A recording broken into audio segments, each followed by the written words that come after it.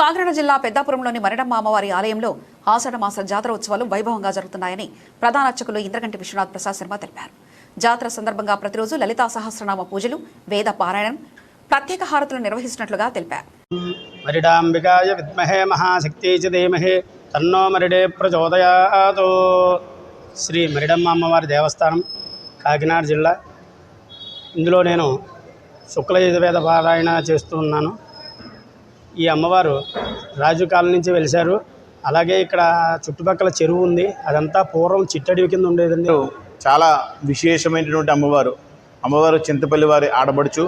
ప్రతి సంవత్సరం కూడా చింతపల్లి వారు వచ్చి అమ్మవారికి సారె, చలివిడి, వడపప్పు, పానకం ఇవన్నీ కూడా అమ్మవారికి సమర్పించి వారి యొక్క కోరికల్ని తీర్చుకుంటూ ఉంటారు. అలాగే